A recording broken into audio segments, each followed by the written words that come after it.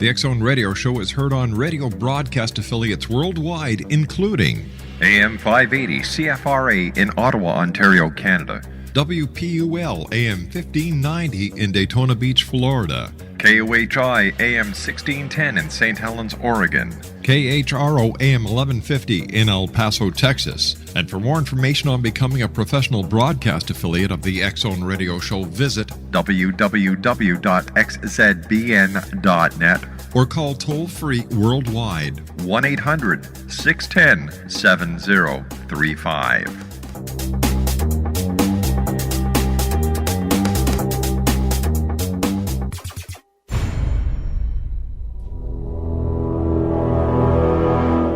The X Zone radio and TV show is largely an opinion talk show. All opinions, comments, or statements of fact expressed by Rob McConnell's guests are strictly their own and are not to be construed as those of the X Zone radio and TV show or in any manner endorsed by Rob McConnell, Relmar McConnell Media Company, Talkstar Radio Network, its affiliated stations, or employees.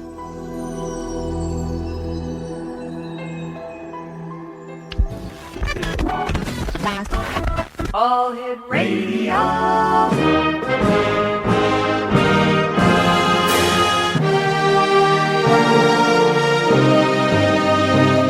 Welcome to the X Zone, a place where fact is fiction and fiction is reality.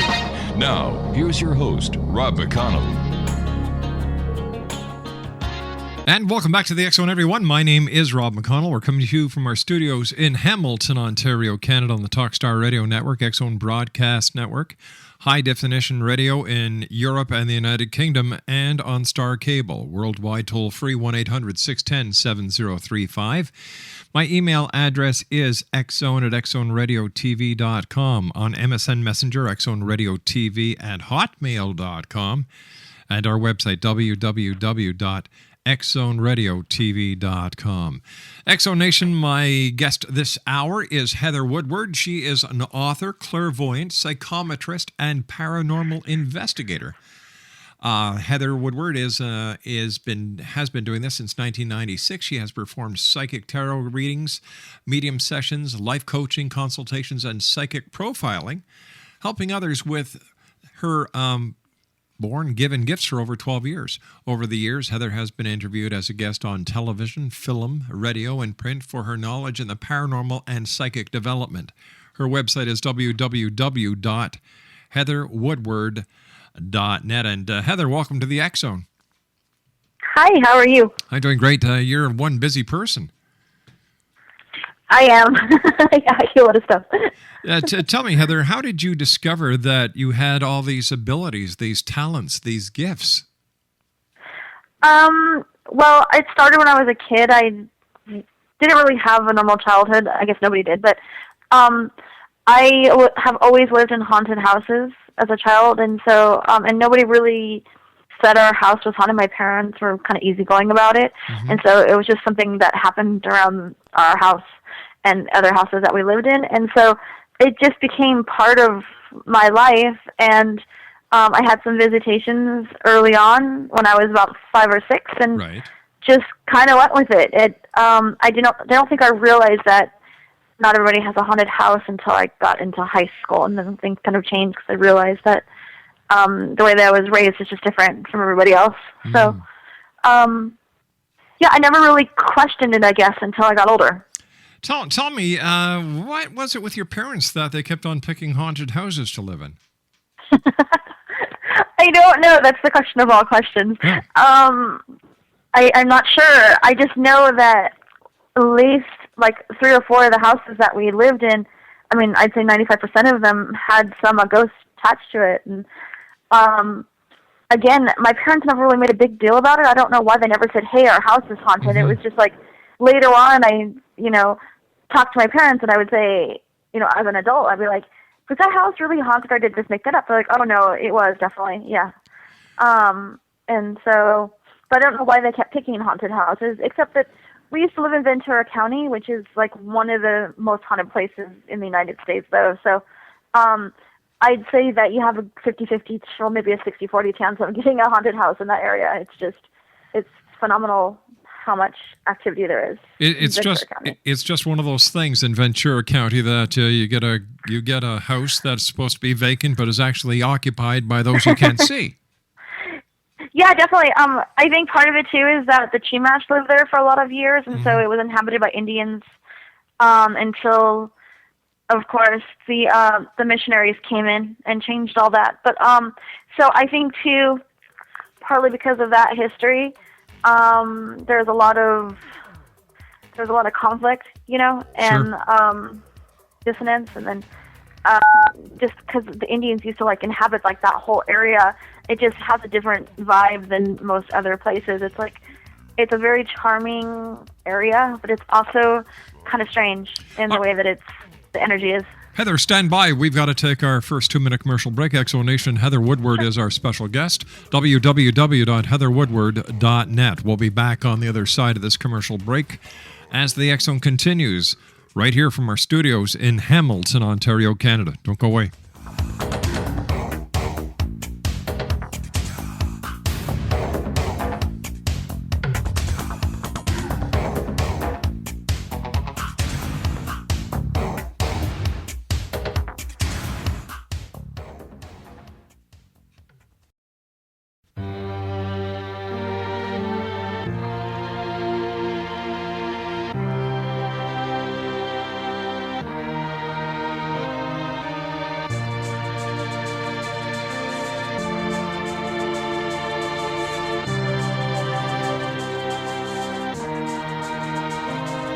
You're beautiful, that's for sure. You'll never, ever fade. You're lovely, but it's not for sure. I won't ever change. And though my love is great, and though my love is true,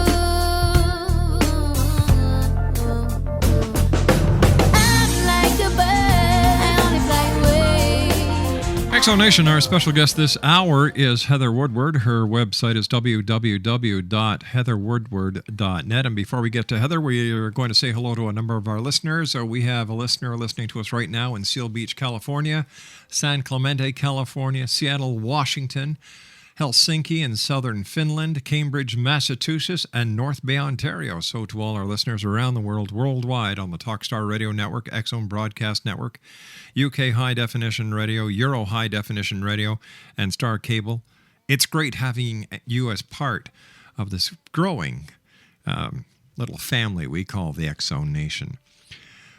Paranormal investigations. How did you ever get into that? Like, was this a natural progression from living in a haunted house to finding out what was in the haunted house? And is that what brought you to be a paranormal investigator?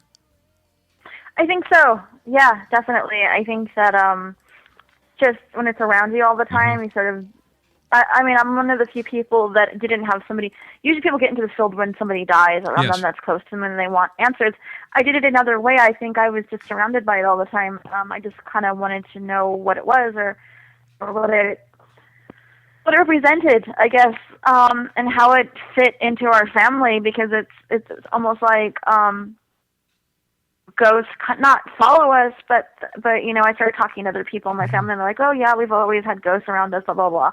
There's all these stories, and so I guess I was just really interested in finding out what the connection was. And then you start to get into it, and then it just becomes sort of obsessive, or for me it did.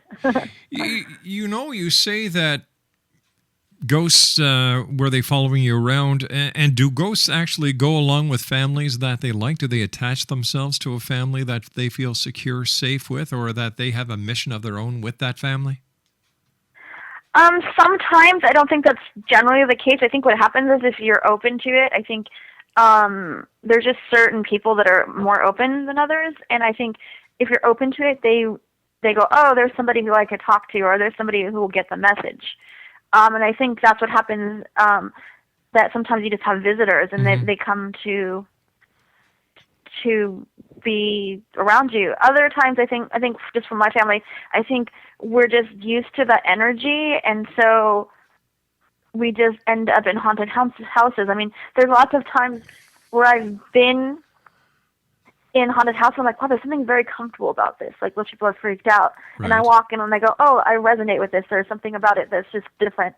And it's because I was raised in haunted houses, so I really pick up on it. And then I find that when I do that, if there are any ghosts around that are actual real ghosts, not just residual hauntings, they do come and talk to me just because I am so open to it. It's not, I don't think of it as anything weird. I do get afraid. I mean, I'm not saying I don't, because I do. But for the most part, though, it's kind of comforting in a way. I don't know how else to explain it. What scares you, or what makes you afraid of the paranormal as a paranormal investigator? Have you ever been physically attacked or assaulted by an unseen entity? Yeah, I have. I've been pushed. I've had things thrown at me. I've had flashlights fly across the room. I mean, definitely, I've had all those things. When the flashlight flew across the room, I actually did scream. I think that's one of the only times I did, though. But for the most part, I'm not really afraid. I'm more hypervigilant, you know. But there have been a couple times where, when I got pushed too, it was sort of amusing. It wasn't like when I actually fell over. And when I got pushed so hard, I fell backwards onto somebody else, which was even more amusing. But it was kind of funny to me. It wasn't really scary because I was asked not to cross over a threshold, and I did anyway because it was sort of a dare. Mm-hmm. I was communicating with the ghost, and then when I went over the threshold, I got pushed back, and so, and then of course I got up and went over anyways, and it was fine. But it was just, I don't think I was afraid. I think the only times I've ever been really afraid is I was in a place that was a hospital for crazy people, and I actually almost passed out because I had felt an entity rush at me. And it felt to me like it was somebody who had killed somebody, and then I got validation that definitely it was. But it wasn't that it was the ghost itself. It was the negative energy that came with the ghost, and it rushed at me in the way that, because he wanted me to see something, and it was just very fearful because I was like, oh my gosh, this person has killed people. And that's what, even though I was alive and that person was dead, it still felt very weird to me to have somebody rush at me that had that darker energy to it. Why is it that some people have these encounters with unseen entities? Some people get physically attacked like you did, or see flashlights go flying across the room, and there's other people who see nothing. Well, there are some really, if you study parapsychology and you study like ESP phenomenon and consciousness in general, there are some great studies out there. There are actual scientific studies about why certain people have these kinds of things happen to them, why they don't. And actually, they have found that expectation and belief actually cause these things to happen. So if they did these studies with people before they did ESP tests, and they had them fill out a form that said, do you believe in ESP or do you not? And the people that believed in ESP actually scored higher on the test because they had an expectancy and a belief that they would. All right, but on the same channel, if somebody doesn't believe, is it possible that those who have the expectation and the belief are actually causing the phenomena themselves, and it has nothing to do with the paranormal? Good question. Intention has a lot to do with it too. So yes, in some cases, yes, you can create your own reality. As a paranormal investigator, how do you determine which is what kind of paranormal phenomena is actually caused by the person who is reporting the paranormal phenomena compared to an actual paranormal event? That's a very good question, and I don't think people really even go that far into. People just expect and then they believe. I think that there's a kind of a gray area with paranormal activity because you can create it. I mean, with psychokinesis and stuff like that, you can create it. So you never really know, and I think that's why I'm sort of in the skeptical vein, even though I'm a psychic, because sometimes, I mean, I've heard EVPs and I've seen things, and I'm like, okay, is it because we went in with this, we are all consciously connected and we are manifesting this ourselves, or or did it really happen? And so I'm always wondering that, because just through science and stuff, we have barely tapped into what our own energy systems do, or how we even work. So it's hard to gauge paranormal activity as paranormal activity if we don't even know how us being alive affects it. So it's a good question, but I don't really have an answer for you, because there's no real scientific data yet to. Well, you know what? I appreciate your honesty.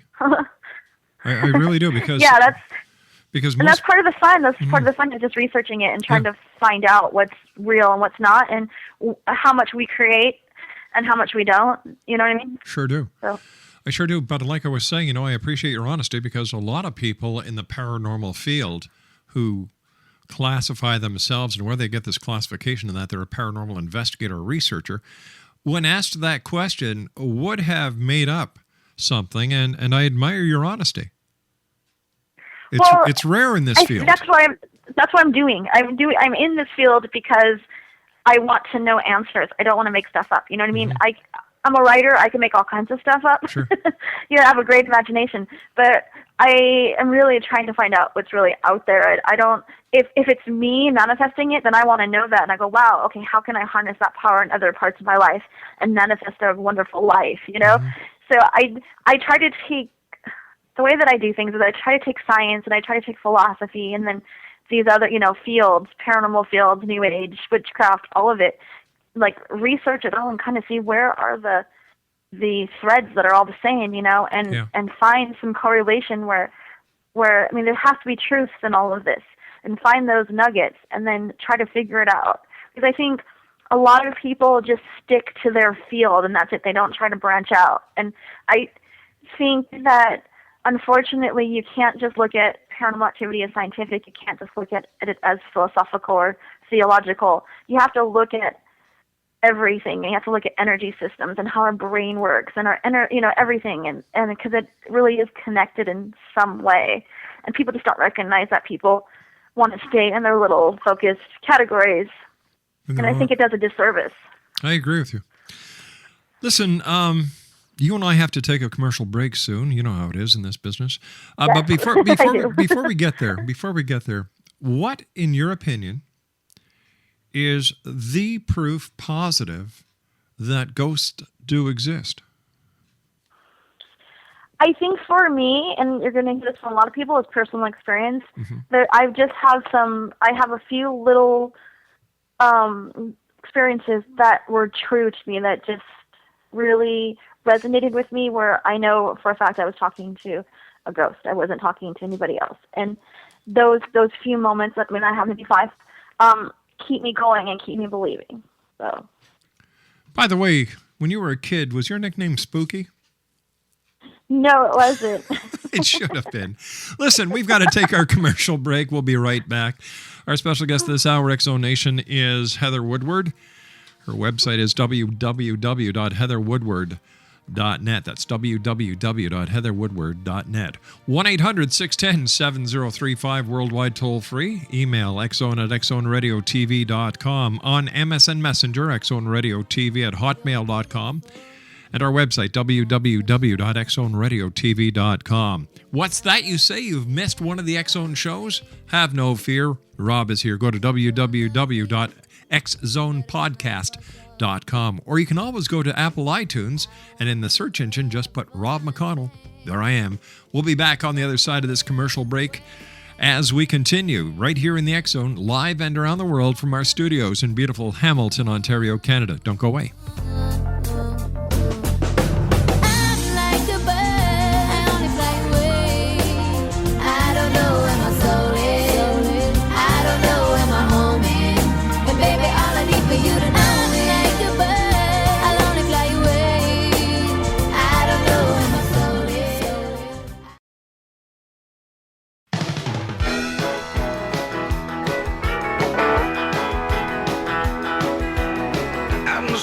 What you think I've seen? Something strange, Sasquatch sitting on the cypress knee, and he was talking to Moccasin Joe. Greetings, this is Stephen McKinnon from Canada East Films in New Brunswick, Canada, the producer of Paragators at www.paragators.org, and you're in the X-Zone with Rob McConnell. Footstone.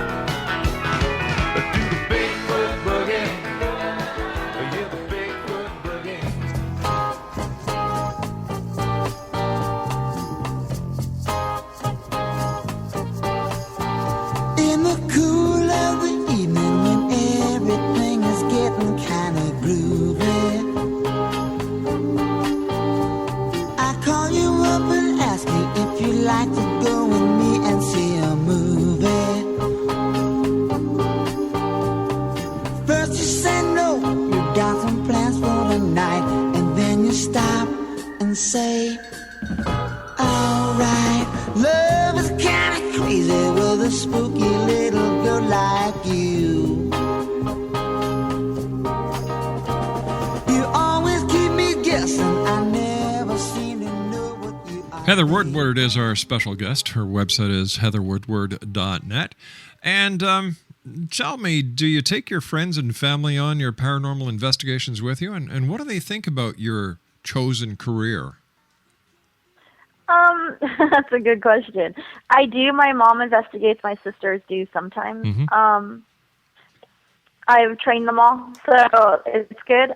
Yeah, they're really, really open to it, so it's fun to get everybody together. My dad is a Baptist and thinks I'm crazy, so I think that's awesome too, just because it's such a different. He's so afraid of it. I can't be upset by it. It sort of amuses me because we've lived in haunted houses and all this stuff, Sure. and then he's also against it. So it's kind of, what's the word? Ironic, I guess. Perplexing. I don't know. Perplexing, I think, is the right word here. Perplexing? Perplexing, yes. Yes. How did this, you had this natural ability and gift ever since you were a little spook. Yes, I was. And how was it going to school, knowing what people were thinking, and knowing if that guy was going to ask you out to the dance, or, what was it like? And could you tell what was in your Christmas package before you opened it? It's funny because I do turn it on and off. I try not to. I mean, it's hard sometimes when I'm talking to somebody. My BS detector goes off, and I go, "Okay, you're totally lying right now." I'll just go with it. You know what I mean? So that kind of stuff, or when somebody is saying something and I hear what they're not saying instead of what they are, and then you talk about it later, and then you accidentally put that information in there because that's what you heard. That kind of stuff used to get me in trouble. It still does, especially with relationships. Mm-hmm. But as far as like the other stuff, I really try to turn it off. Like in my everyday life, I really try to kind of keep it on the down low. And so I didn't really tell a lot of people, not until I was in my 20s, that I really say, hey, this is what I'm doing. I mean, my parents pretty much already knew. It's not like, Sure. They don't know me. So, and my dad, since I was 15, has been trying to get me to go into another path. He's like, why don't you be a lawyer or a doctor or something else? You're really smart. I'm like, yeah, I know, I'm really smart. This is what I want to do. Yeah, does your dad give you crucifixes for your birthday and sprinkle holy water on you? Yeah. How do you know that? Oh no, he sends me Bibles. I think it's very sweet. You know what I can't understand? You know what I can't understand, Heather? You've got people who are very religious, right? And yet the Bible is filled with paranormal activity. It is. It's a whole little book of miracles and vengeance. I know. Prophecies. People turning to pillars of salt and stuff. Exactly. So I find it very hard to accept a person who has these deep religious beliefs when they say they don't believe in the paranormal, and then when you question them on activity that happened in the Bible, such as walking on water, prophecies, that's fortune telling, and the list goes on and on and on, and they say, well, that's because it's in the Bible. Well, wait a minute, you just can't have both sides of the coin. You've got to either be pro, con, or just say, well, I'm not sure yet. Yeah, I mean, I just watched Bill Maher's Religious, that movie about religion and stuff, and there was a lot of stuff in there that I was just like, wow, people who are religious, and I'm not saying it's bad because I'm religious too in some ways. I mean, I have my own belief system, but they go on blind faith, and that's part of it. There's no logic involved. It's really an emotional sort of faith-based thought process, and so you can't question people about, well, why do you believe this? Because they don't really know. There's some emotional attachment to it that you can't get past most of the time. Most people don't want to have to justify it, or they don't want to have to explain it. They just want to believe it. And I mean, that goes across the board too. I mean, people who are very, very skeptical of the paranormal activity, who are still skeptical of ESP, even though it's been scientifically proven. They don't want to hear. I've talked to physicists and stuff before who say, well, I don't believe in ESP. And I said, well, here's some books and here's some some journals you should read, like cyclical journals you should read with actual data that shows that these things are real. And I say, oh, really? Oh, well, that's too bad. I don't want to read it. And it's like, well, why? I mean, if you believe that that you can, in antimatter and dark matter, and you believe that you can, take protons and neutrons and split them, why can't you believe that the ESP exists, that we gain information from exterior sources, extrasensory sources? To me, it's all the same thing. It's just one is based in logic and the other one is based partly in belief. And so some people don't accept the parts that are in belief because it goes against how they feel about it versus the actual reality of it.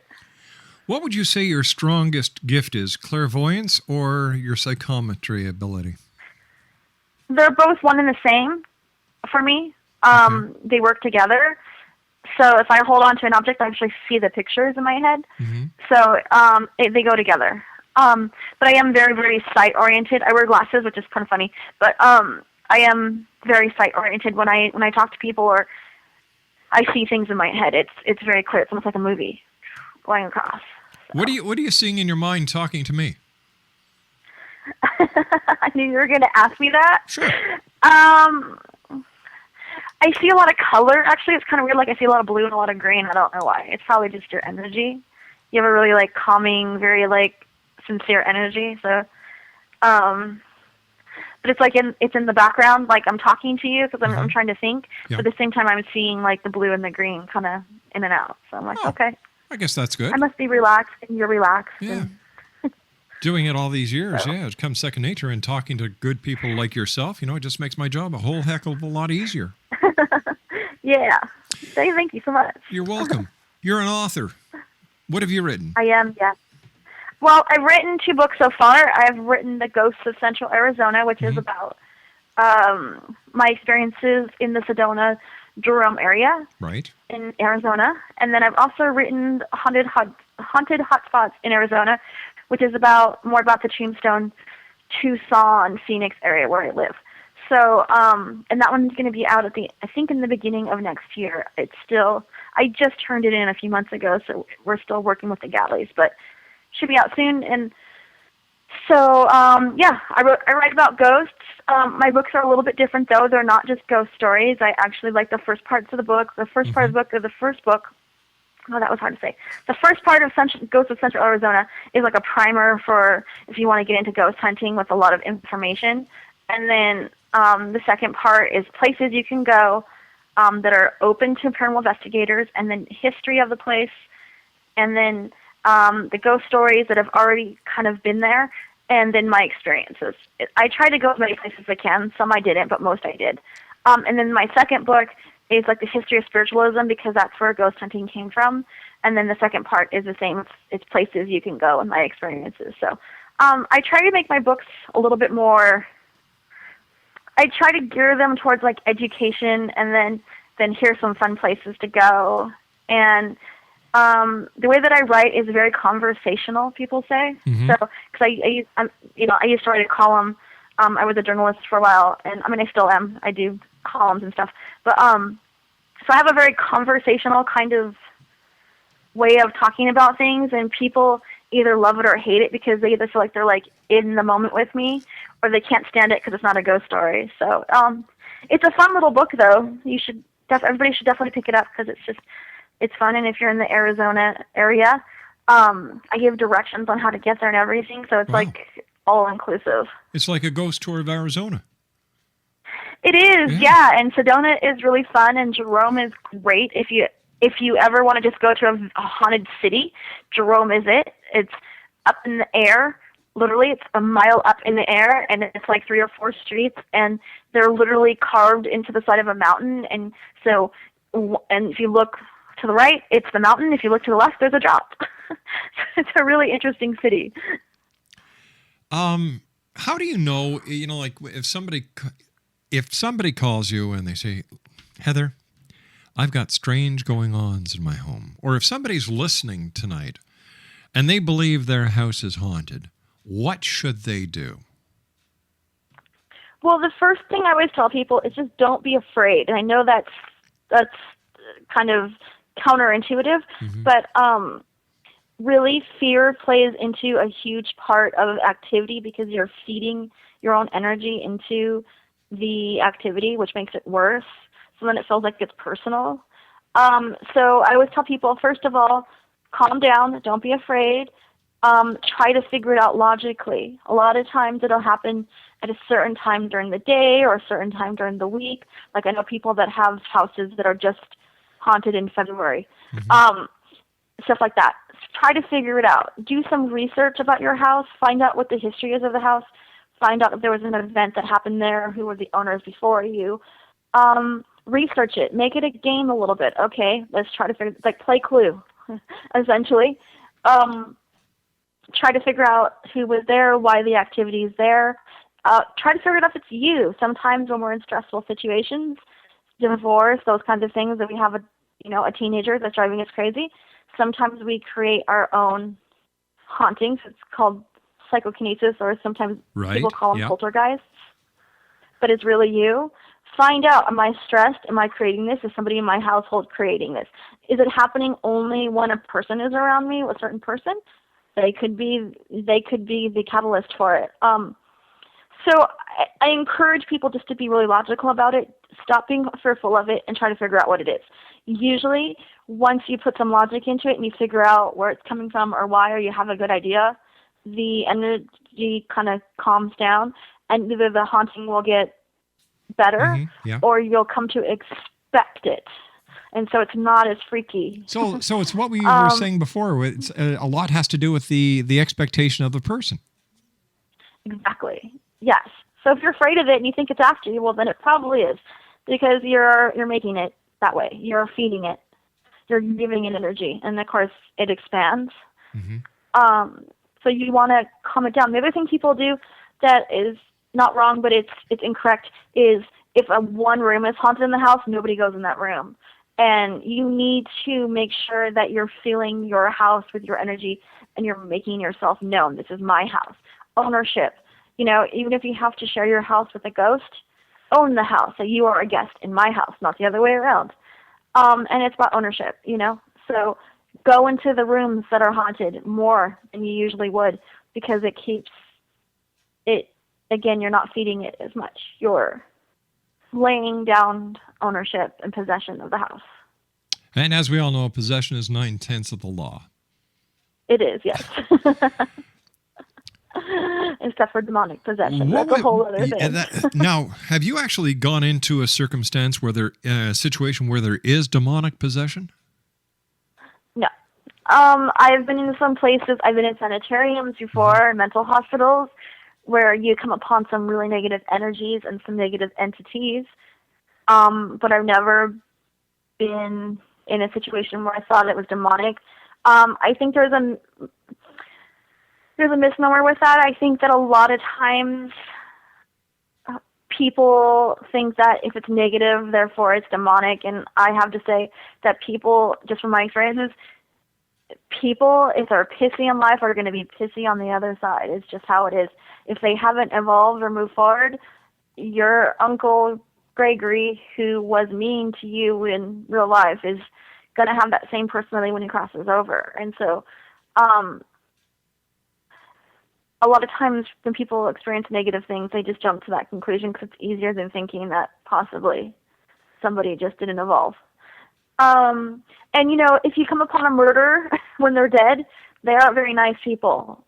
They still have those impulses still if they're a ghost. And so, again, like I said before, I had an experience with that where I was like, wow, you are really negative, but you're a person, but you're really negative. I don't like this. So why don't the ghosts leave after a while? Like, I hear these stories about certain places where the same ghost has been there for 100 years. Like, why don't they just go? Scram. Vamoose. I think things like that, I don't think they're real ghosts. Intelligent hauntings, I think they're residual. Okay. So what people are seeing is like just a loop in time. I don't think it's actually really has a consciousness to it. So those kinds of things. The other thing too is, again, it's about expectation. I think what happens sometimes is you hear the story over and over and over, the lady in white who haunts the hotel, for instance, on the second floor. It's always on the second floor. Yeah. And you see you're coming down the landing, right? Well, you expect to see that. Hundreds of people come to see that story. We have an expectation. So we're actually feeding that thought form in a way.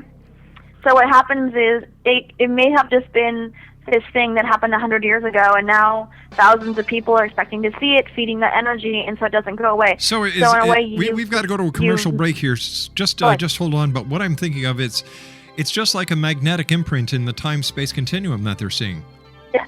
Okay. Exactly. We'll be back on the other side of this commercial break as the X Zone continues with our special guest this hour, Heather Woodward, www.heatherwoodward.net. Don't go away.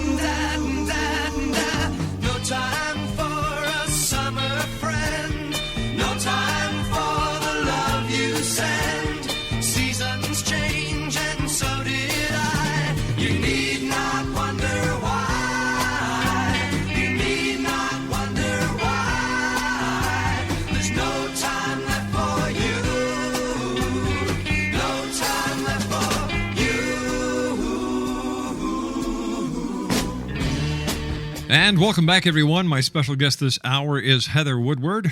Her website is www.heatherwoodward.net. Heather, first of all, it's been a great pleasure talking to you, and I wish you much more success. But of course, you're a psychic. You already know you're going to be successful. I do. Yeah, there you go. Where can people get your books? And I also understand that you directed a film. I did, yeah. It's called Dead House. It's about a place in La Conchita, which is Ventura County, that was really haunted, and so we did a little documentary on it. You can get everything at my website at www.heatherwoodward.net. And for Dead House, I have all the links to where you can buy it, or you can actually download it in a couple places too, like Ghost Channel TV. And then my book, again, there's lots of websites there too. I have all the links. You can get on Amazon, you can go to Schiffer Books, or Barnes & Noble, or like the big three. What would you like to tell people who may be listening in their cars, on their boat, downloading our show from Apple iTunes, or wherever they are, who are listening and saying, ghosts, I really don't think so? What would you like to tell them? I tell people, keep an open mind, first of all. It's okay if you don't believe in them, but just do some research. Go out there and do some research. Read a book on it. Or you don't have to go out and do anything. You just read a book or ask somebody who's had a paranormal experience. That's it. If you don't believe, then you don't believe. That's fine. It keeps the world balanced, I think. Does, doesn't it? Quickly, we've got about a minute and a half here. What do you believe, and I'm going to ask you to put on your psychic hat here, is going to happen December 21st, 2012? Is it the end of the world? No, I think everyone's just going to get a good night's sleep. Yay! I don't believe in end of the world. I think that's too obvious. I don't think the world works like that. I think we're going through a shift right now of consciousness, and I think that's what the Mayans were talking about, and I just believe that it's going to go on. And that's it.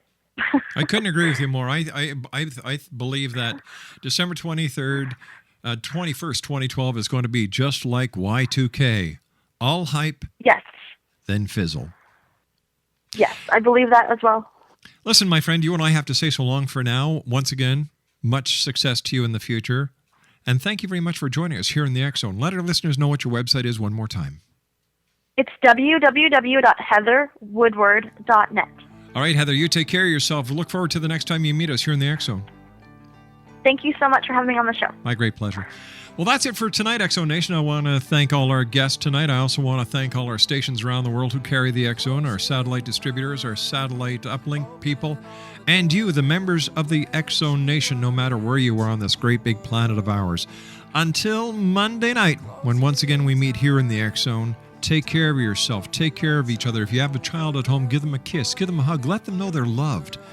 Because the children of today are the leaders of tomorrow. And take care of yourself. If you can help a fellow person out, somebody who needs help, do. Smile at people. Let them know they're important. And always keep your eyes to the sky and your heart to the light. Good night now. You don't have to go home, but you can't stay.